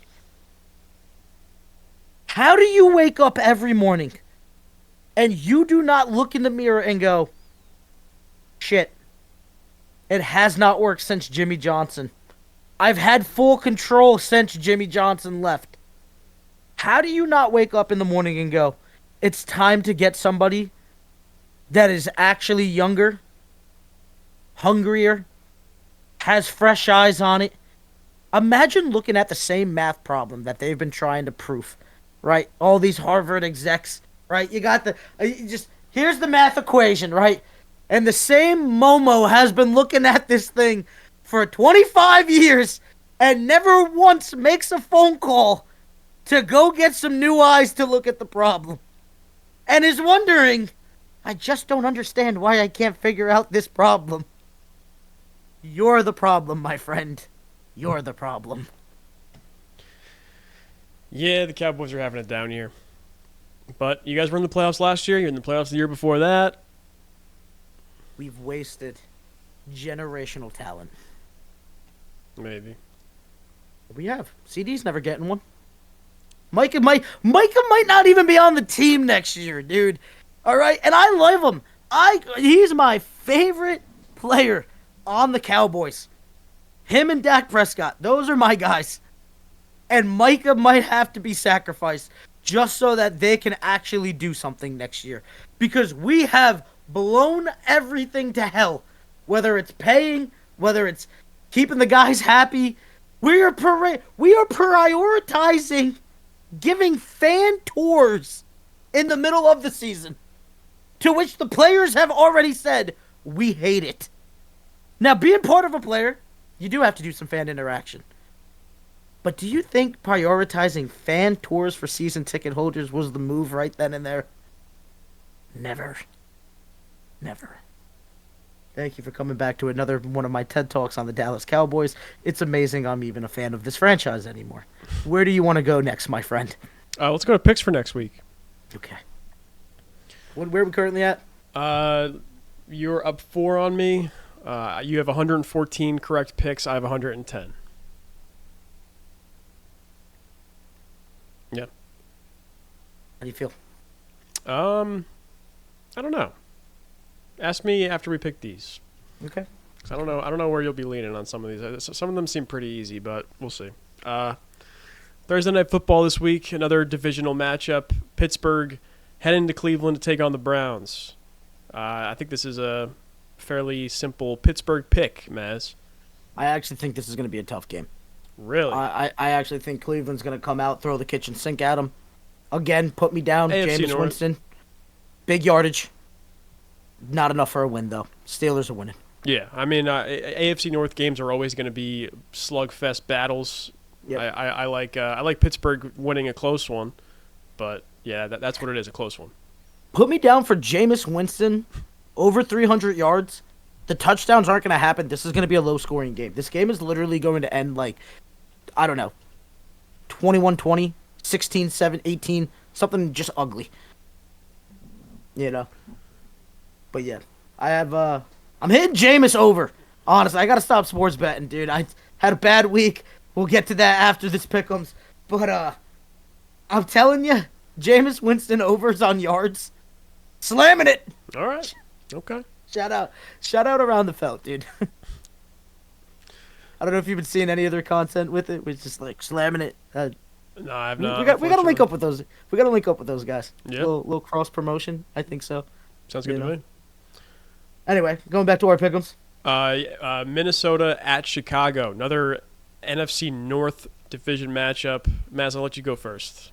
I think I just got to go with Minnesota. I want to have all the faith in Chicago. I know that they've been underperforming. I know that they're going to be looking for some fire after a tough loss, but I just don't think Minnesota is going to be the team that it happens against. I do fear about starting Sam Darnold just against the Chicago defense for you fantasy owners out there, but I still think that they will have enough to get the job done, and I got to rock with Minnesota. I'm picking Chicago in this one, and I'll tell you why. Minnesota has not been playing great football these last few weeks, whether it was squeaking out a win last week. I know that they won by 10 points against the Titans, but the game was a lot closer than people gave it credit for going into it. They played like shit down in Jacksonville against the Jaguars. I think Minnesota is not that they're fraudulent, but they're not as good as their record indicates. And They're not who we thought they were. Chicago, I think, has a good enough defense to slow Sam Darnold down. And I think they're, after last week's loss to the Packers with that fingertip blocked field goal, I think they're coming out pissed. They're coming out ready to play. Give me the Bears at home. Yeah, I can't have faith in it. I will have faith in Sam Darnold turning it around faster than the entire Bears will. Okay. I could see that. Because I firmly believe a lot of these bad performances, it's got to be quarterback play. You know? So, I mean, like, 3 interceptions to the Jacksonville Jaguars just can't happen. You know? I feel like they're already starting to trend in the right direction. I think they get legitimately back on track against this Bears team. All right, moving on to Tampa Bay at New York Giants. Bucks coming off a bye, if I'm not mistaken. I think they didn't play this past weekend. And the Giants benching Daniel Jones, turning to Tommy DeVito for the first time this season. Give me Tampa Bay and the Bucks. I hate seeing this, by the way. Just everybody that's hitting this, you know. Being Italian, I don't want to see it. But absolutely give me the Bucks. I think this is the smartest thing that they're doing with Daniel Jones. He has that weird stipulation in his contract if he were to get injured. He should have been benched a while ago. I've been hearing this entire argument. We might have even touched on it on here a little bit, but off in the friend groups of just, you're paying him X amount of money. You gotta rock with him. No, the frig you don't. No, You're don't. still paying whoever is on your roster. You're paying some form of money to. It might not be $40 million, but it might be $5. Yeah. It might be a couple $100,000. It's still a lot of money. If your entire thing is we're trying to win games, even though we probably should have been tanking, you go with who has the best chance of giving it to you. Daniel Jones has not been it. I think for the past couple of years, he looked decent the beginning of this season, but there was a point where you just went, oh boy, here comes the real Daniel, here's the real Giants, and nothing's going to change. I don't know how you do not give a bigger shot to Tommy DeVito faster when that same team last year that Daniel Jones was losing games with, Tommy DeVito won games with. He won 3 straight last year. You had Tyrod Taylor, who won some games with that same roster. Like, your 2 backups literally outperformed your starter with the exact same roster playing against the same level of damn competition. I just don't understand how they didn't go to Tommy sooner with this. I think Daniel Jones' contract is going down as one of the worst of all time. I said this, 2 years ago when we were interns? They asked for hot takes. I said Daniel Jones will not be the starting quarterback of the New York Giants within the next 5 years. Apparently, it's going to happen faster than that. Everybody thought I was crazy for that, except for you, my friend. And I just do not know how, when you're evaluating talent, you go, this looks like Eli Manning, even though Eli Manning's number one factor of greatness is being clutch. You cannot teach that. He was a subpar quarterback, let's be honest. You take away the clutch, if you just look at the numbers, it was not a great career. It ended up being a great career because he could step up in giant moments when you most need him to and create pure magic that I firmly believe that somebody might have sacrificed something to someone because those kind of moments just do not happen, let alone happening twice in a career for somebody of that level of talent. You do not draft a guy who looks like the second coming of Eli Manning unless you've already seen the clutchness happen, which has never happened. There's never been a big moment to look at this for, you know? And then even that one playoff run, yes, the magic happened, but then it fizzled out. They won like 9 games by 1 score late in the fourth quarter that season. Do you think you can replicate that every year? Do you think that you made the moves to even get out of those situations? No. You had to let Saquon go. You kept the same guy. You brought in a really good wide receiver. Hopefully, he can shine with a new quarterback. I think Wan'Dale Robinson has something in that tank, but it just had to come to an end. I will never take the Giants so long as they are in this current state. I firmly believe. No, I don't. Actually, I was going to say that maybe a college team could beat them. A college team's never beaten an NFL team. It's just not happening. However, if I could be sold, it would be a roster like the Giants that I would be sold on. It's just never going to happen, though. They're just so much better. But yeah, sorry for the little tangent. All good. Hopefully, it's got to be the Bucs. Hopefully, Mike Evans is back for the Bucs too. I think this was his targeted return date, but we'll see. If he's not, I'm kind of okay with it. You don't need him for the win. I'd much rather see him healthy for the games coming down the line than forcing him back against a team that you could still compete with, even with what your roster is currently looking like. That says a lot. All right, moving on to New England at Miami. Miami's a touchdown favorite at home here against the Patriots. Miami's won 2 in a row, I think, if I'm not mistaken. They're now 4-6. I think they're going to be trending up just by having Tua back, right? I still don't expect anything great, but I do think that everybody's numbers are going up for you Tyreek Hill fantasy owners. You got to be happy. I'm a Waddle owner trying to trade him, but I firmly believe it's been one of my selling points. It has to trend up. It just has to. The passing game's finally unlocked again. I don't have faith in Tua taking them anywhere great, but I do have faith in them to take down New England. Yeah, that's a pretty easy pick for me because New England never does well down in Miami. I don't know what it is, but they just never do. I think it's like a heat factor. Oh, for sure, but it's just even going back to like the Brady Belichick days. Like they were always kind of due for a stinker down in Miami. Well, when you put Gronk in at high safety on a prevent, I don't know what the hell we're doing. Yeah, who knows? That single play got Adam Gase the Jets job, by the way.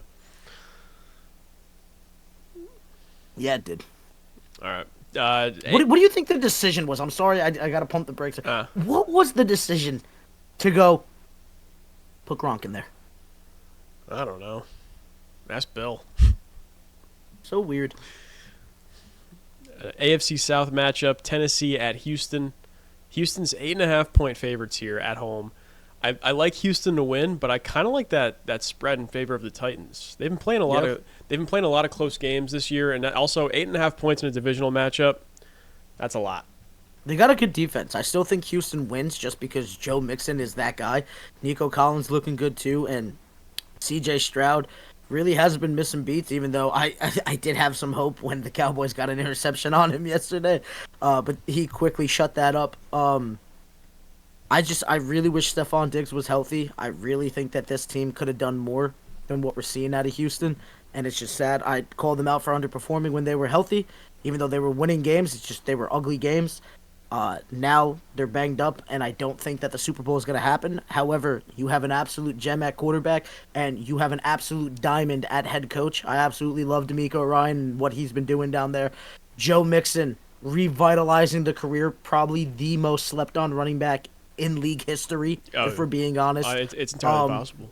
They're just looking good, and I know you like the spread, but for the win, I'm rocking with Houston. They are going to be trending up for years to come. Oh, for sure. All right. Kansas City at Carolina Panthers. Give me Carolina -20. Yeah? No. No. Yeah, KC's 10-point favorites on the road. That's it? That's it. Oh, on the road. Okay. Yeah. Yeah, if this was a home game, this might be like a -15. Well, the largest we saw this season was last week with 13.5 with the Lions over the Jaguars.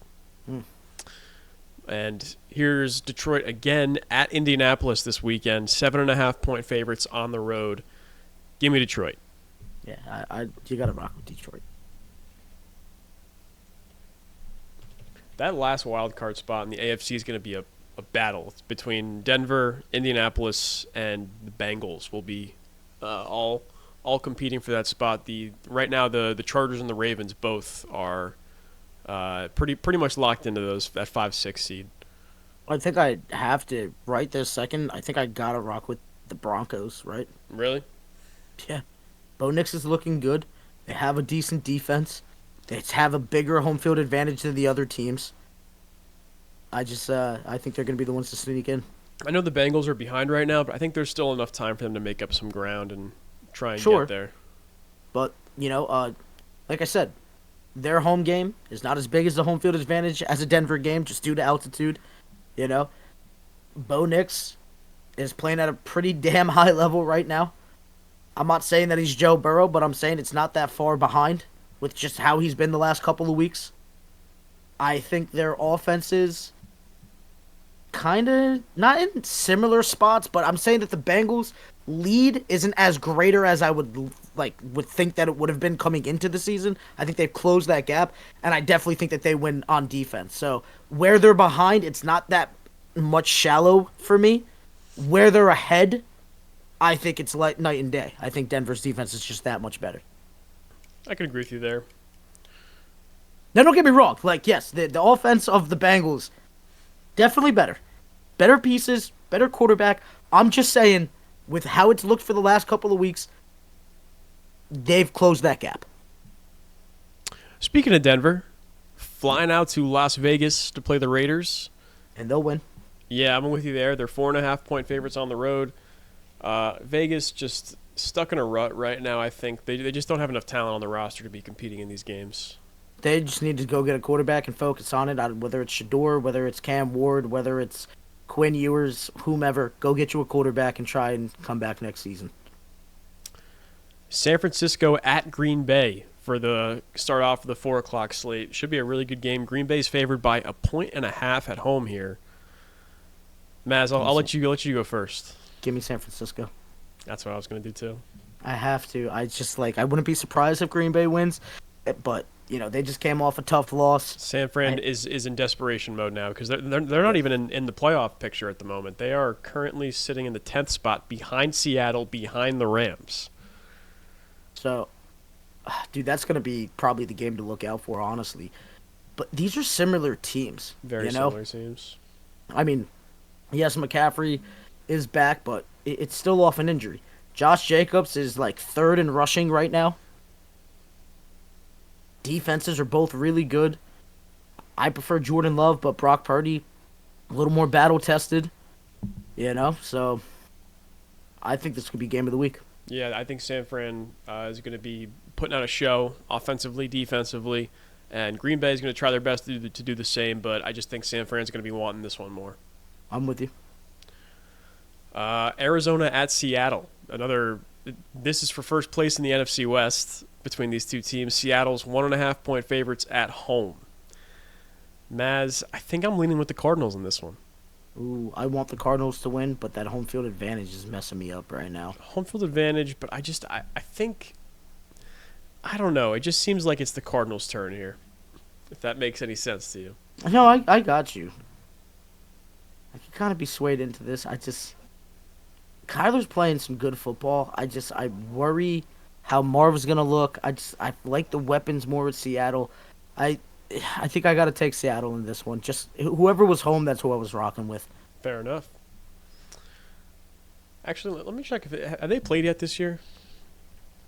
Not sure. I think they have. No, this is their first matchup of the season. Their second one will come December 8th. Okay. Arizona and Seattle. There we go. Okay, Sunday Night Football. Philadelphia Eagles in Los Angeles to play the Rams. Eagles 2.5-point favorites at home, or on the road, excuse me. Give me the Eagles. Philly. Just give me it. It has to be Philly. Saquon is just magical. I do think that we're gonna see a hell of an effort coming from the Rams. I just don't think it's gonna be enough. I think Philly's found a groove. And when you have a running back that gets better as the game goes, it's hard to stop. I think Jalen Hurts is starting to look good. It just has to be Philly. They've won 6 straight, so this would be 7. I said they were going to win the division, did I not? You did. That was Yeah. you. That was yeah. Although At least I can say, hey, I didn't think Dak was going to get hurt. Sure. But they were heading in that direction before he got hurt anyway. So. Absolutely. All right, and then to cap things off on Monday night, we have the Harbaugh Bowl, Jim versus John, Baltimore Ravens at Los Angeles Chargers. We got Poor Chargers. I know. Poor Chargers. They're just having a heck of a season, and then boom, brother comes back. I think Big Brother, right, coming into town. I think so. I think so. I don't know. I always thought they were twins, to be honest with you, but they're definitely not. Let's check it. Let's check it real quick, shall we? Yeah.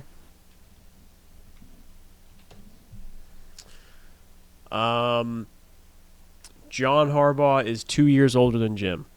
Yeah. So Big Brother coming to town? Yes. You know how I honestly figured that? Strictly because Jim is just like a little more modern, I feel like, the way that like he tends to dress, the energy that like he's running around with. Where John is just like, I'm not calling him boring, but he just comes off as just like, a little more reeled in. So he was just giving me Big Brother vibes. Big Brother riding into town off a tough loss, and Baby Brother's gonna pay. All right, a heavy dose of Derrick Henry, a heavy dose of Lamar Jackson. It's gonna be dominant fashion. They're pissed. They are absolutely fuming. Not only is Lamar not leading the odds for MVP, but they're no longer in the hunt for number 1 and having home field advantage. They are going to be looking to take it out, and this is gonna be a beatdown. A beatdown? We got a Baltimore beatdown ensuing. I don't know about a beatdown. Baltimore one score beatdown game? and snow. Baltimore beatdown ensuing. Book it. I'm telling you. All right. They win by 2 touchdowns. I'm writing it down, along with your All right. Jameis 300 yards. Two touchdown plus is what they're going to win this by. All right. We'll check back in on those 2 bold predictions next week. Lamar Jackson, 2 throwing touchdowns, 1 rushing touchdown. Okay. Derrick Henry, over 70 yards, at least 1 touchdown. Okay. I hear you. Maybe 2. I hear you. Maybe 2. For my fantasy team's sake, I hope so. On that Derrick For Henry that part. Lamar touchdowns, that's throwing or rushing. Okay. Maybe 1 and 1. Gotcha. I can see 1 and 1. Yes, sir. Beat down. All right, Mazz, that does it for Week 12 coming up next. Our only 2 differing picks. I got Chicago, you got Minnesota. I've got Arizona, you have Seattle. Everything else, lockstep. We're going to go 1 and 1. You think so? Probably. We'll I'm see. kind of regretting not taking Arizona right now. Really? But that's strictly because Kyler's my fantasy quarterback in one of my leagues. Yeah, I just don't think Seattle's defense is good enough to slow him down, but Yeah. we'll see. Damn, dude, I might change that one. Don't hate me right now. Oh, you can change it. I don't care. Yeah, I think I gotta change it over. I know there's home field advantage, but I can't just be rooting against the Cardinals while I'm rooting for Kyler to just do something. That's So fair. I think it's just easier if I just root for the Cardinals. I'm so sorry. All good. I'm so sorry. No sweat. That's such a toss-up, dude. It could go either way. I'm not even trying to play it safe. I just don't want to be rooting for Kyler to lose while No, I'm rooting I- for him to drop points. I got you, man. I got you. You know. Speaking of just rooting to lose and drop whatever, I dropped too much money this weekend on sports betting. I threw $20 on that damn Mike Tyson fiasco. You believe that? Why? Why would you do I'm that? an asshole. That's why I'm an asshole. Did you bet on Mike? Yeah, I bet on Mike. I bet on Mike for a knockout. Bro, he looked so good in training. He You looked saw really him good in that You first saw him round. piece that guy on the airplane a couple of years ago? Are you kidding me? Well, I mean, even regardless how good Mike Tyson looked, I don't think he was going to be allowed to win this fight. It was a money grab from the It was get-go, definitely a money dude. grab. This should not be allowed to be bet on. I'm an asshole. It was just like when the other Paul guy fought Floyd Mayweather a few years ago. They dance around the ring for the entirety of the fight. They go the distance, and then everyone walks home with their big bag of money. It's just I cannot believe I fell for it. The training videos look so good. Everything. It was a facade. I fell for it. I got hoodwinked, bamboozled. I look like a schmuck. Egg on my face. The whole nine. Could not believe it.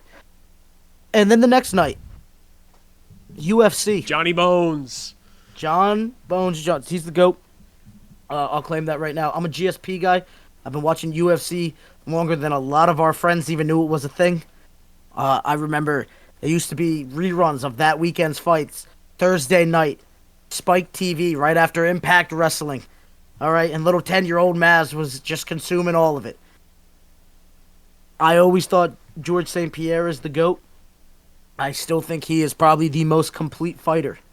But when it comes to resumes, and he's got a hell of a resume, John Jones has just fought the absolute murderer's row. Dude, everybody that's coming at Stipe didn't look good. Dude, he looked fine. He just got outperformed. Yes, he is a little older. Yes, he has not fought in some time. Stipe hit him with some shots where you saw John literally respected it. Yeah. Yes, John couldn't get the finish in the first round, but I don't think Stipe looked horrible. I think John just looked that much better, if I'm being honest.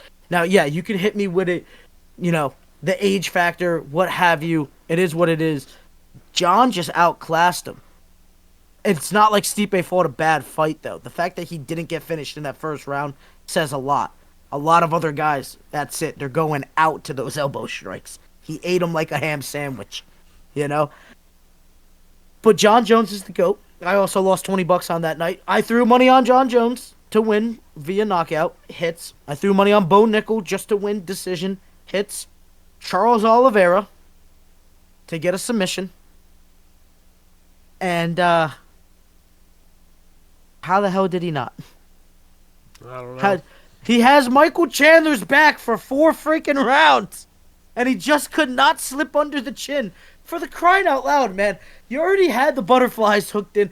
Just hook his chin and crank it back and slip it in there. What are we doing? You rode his back for 4 damn rounds. I would have won $100 and it didn't hit. $40 down the drain. I only regret the Mike Tyson one. Charles Oliveira, you owe me $20 for not getting that finish, buddy. Other than that, it was a hell of a card. It was a great weekend of fights. We all wasted our time with that Jake Paul one. Thank God it was free on Netflix if you have Netflix.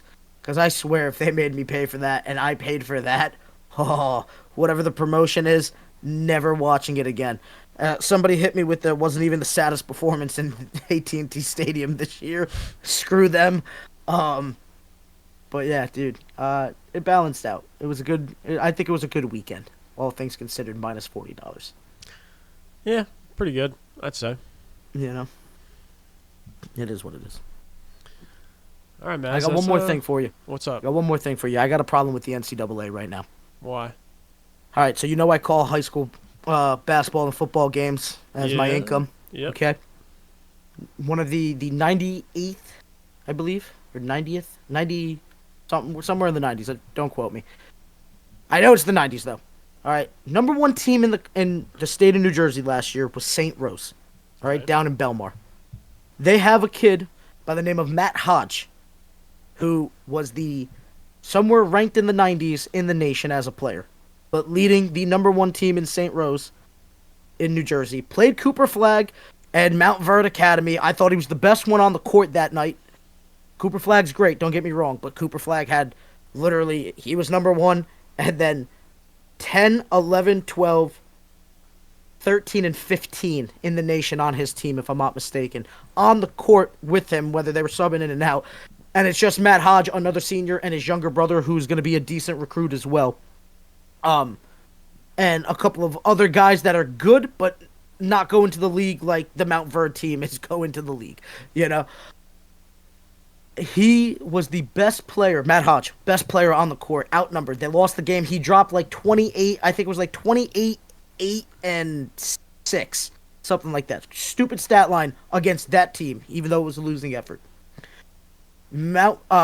St. Rose would go on to win a state championship. He commits to Villanova, right? I'm pretty sure his father's alma mater, if I'm not mistaken. He's from Belgium, mind you. Grew up in Belgium. Moved over to the United States, obviously, to try to play college basketball and get into the league and stuff. His father played pro over in the Euro leagues. He joins St. Rose because a former teammate who became his father's coach was coaching down in Belmar. So they sent him over because he trusted him with the Suns' developments, and it's a great move. It's a wholesome story. It's one of my favorite stories and one of my favorite families in New Jersey basketball, the Hodges, because they're just great people. Their son graduates from St. Rose, which is a good private school, goes to Villanova. So we all know how hard it is to get into Villanova academically, all right? The NCAA has deemed him academically ineligible, and he will be redshirting this year. Not because of bad grades, because they're saying, from my sources, which I got some decent sources, I don't know if I was allowed to say their name, but like it's not, everybody kind of knows what's going on. It's been talked about online. I will reveal it next episode if I'm allowed to. You probably already know who it is, but shout out my guy. We were talking about it last night after he posted on his Instagram about it. Apparently they're calling into question because of the academics in Belgium and the time spent at St. Rose, that there are some core classes that weren't completed, which is just absolute bullshit. It's absolute bullshit. So here's what, why it's bullshit. So he has to take those classes at Villanova? I don't know, but here's my problem. What does it matter if he didn't quote-unquote complete those core classes? Because he's good enough to get a high school diploma from one of the best private schools in the damn state of New Jersey. Those grades were good enough that he got accepted to Villanova. Granted, it's on a basketball scholarship, but you also need good grades to get into Villanova, all right? So he's by no means a schmuck that is just failing out there, which some people were trying to say. This is literally just absolute ludicrous when everybody who's ever gone to college knows, what do I need those damn core classes for? You're going to make me take a math and science and an English all over again unless I test out of it. So I'm going there as a freshman. You're already going to make me take quote-unquote core classes again. So now all of a sudden the high school diploma matters when y'all have said for years it don't mean shit because we're not the ones who taught it to you. I should not have to take core classes as a student in college if I have a high school diploma. I should only take math classes if I'm going to be a mathematician or an architect or something in business or finance. I should not be taking an English unless I'm going to be writing for a career. Maybe journalism. I could see that. All right? Something else that you need that comes with writing. I could see taking an English. But some people don't need it. A math major does not need English. I don't know if the kid's majoring in. All right? Science. If I'm not going to be a scientist, a chemist, pharmaceuticals, what the hell do I need the science for? How are we deeming this kid academically ineligible when you're just going to make him take the damn classes anyway? Because that's what everybody does. They have to take cores when they get into college, unless you test out of it. He's good enough to get the high school diploma. He's good enough to get into Villanova. But the NCAA is ruling he's not academically eligible. It just screams bullshit to me. Yeah, the NCAA sucks. It always has, always will. I mean, it just literally they're losing, makes no sense. They've been losing control for the last few years thanks to the NIL stuff that came down from this. It took the Supreme Court to make the NCAA take a step back. And I just kind of, what that says to me is that they're trying to find control wherever they legally can. You know what I mean? Like, it's just like anything. You have a kid, an international player, right? From Belgium native, spent the last couple of years in New Jersey, who could have just went and played. He's 6'8", like 220. He could have played Could have professionally gone to the over fucking in G Europe. League or something. That's what I'm saying, dude. He could not only could he probably have gone to the G League, he absolutely could have played professionally over in Europe. When your biggest competition is guys not wanting to come to college and they're gonna go play overseas, the LaMelo Balls of the world, right? Luka Doncic didn't play Division I basketball. Your biggest competition, if you're the NCAA, is probably the G League of guys just skipping right to it, and guys playing overseas, making a name for themselves, trying to get springboarded into the league. This kid literally foregone both of those to come play in your organization, and now you don't even want to see him on the court. This kid's going to the NBA. He's 6'8", has a okay 3-point shot, does everything right, rebounding, hustling, leadership, the frame and athleticism, the mindset. I have all the faith in the world. I firmly believe this kid was under-recruited. It's great that he got to Villanova. I just don't think that he got the attention from the nation that he should have because he's from Belgium, right? And they just did not know enough about him. I firmly believe this kid's playing at the next level. I'm not even glazing because I have the honor of interviewing him, calling his games, talking with him. Right? I just firmly believe this. He checks off all the damn boxes. I do not understand if you're the NCAA trying to keep this kid out of just playing in your organization for this season because it's some bullshit that you deem, like, let's be honest, like the NCAA has ever given a shit about goddamn academics. Yeah. We've allowed football player after basketball player after just athlete to take on these BS majors just so that they could play for the damn teams that were already paying them under the table that you didn't even want them being paid in the first place, even though you guys profited like crazy off of those names. All right? It is just corruption at its worst, and it doesn't even make sense this time. For what you're saying, maybe it's just trying to find control. You're taking away from your own product, and you don't even have a valid reason for doing it. I'm so sick of these idiots up on their high horse like they matter. I firmly hope that colleges end up privatizing their athletics and that they completely break away from this corrupt organization. He should go to the Euro Leagues out of spite, honestly. I wish he would. But he's a great kid. You know, he said he put out a statement saying that the redshirting is definitely something that they will be looking into, and I think that's where they're going right now. Once he commits to something, bro, he's following it through. So okay. I firmly believe committed to the program. I'm rocking with it. But yeah, I wish he would. I honestly wish he would. I wouldn't even want to play for that after pulling that kind of BS. They lost the appeal. Like it's just I don't know how he feels about it. Have not talked to him. I've seen how the online community kind of responded to it. There's some support. There's some other idiots saying, well, if he's not doing his homework, he shouldn't play. It's not that kind of academic ineligibility because then I'm with you, whatever, sure. But that's not it. And this is one of the most humble kids who does not need to be humble, okay, was literally leading a number one team. Dylan Harper was playing in New Jersey, and he had the number one team. That's how much of a talent this kid is. And I just firmly believe that they screwed him, and I'm just absolutely appalled with the information that just came to light yesterday. Mazz, thanks for breaking that news because that's definitely something current, something that's close to home for us here on the East Coast, especially in the New Jersey, Philadelphia area. That's nuts. Bullshit. It's utter bullshit. Dude, I firmly everybody used to say the NCAA is so evil. I was like, come on, take it easy. But how can you not now think that? Especially after hearing this. Especially, yeah, you guys have profited off of student athletes. And now we're trying to be like, oh, academics. He could literally, you're going to force him to take those courses. You have allowed other people to take BS courses and play in this as long as you guys were profiting. It does not make sense to me. It's the dumbest thing I've ever read up on. Thank you for my TED Talk. All right, that's going to do it for us here. Episode 21 of the Mazz and Bads podcast in the books. Mazz, anything you got? Can you believe we made it 21 weeks? Yeah. Have you not gotten sick of me yet? Not there yet. You sick of me yet? No, absolutely not. Okay. How could I be sick of you? If it wasn't for you, we wouldn't have this.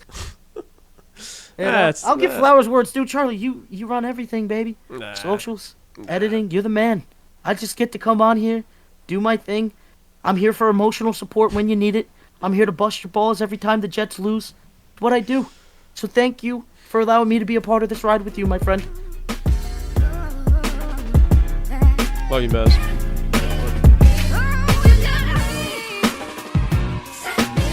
You have been listening to the Mazz and Bad Show with Brandon Marrazzo and Charlie Baduini.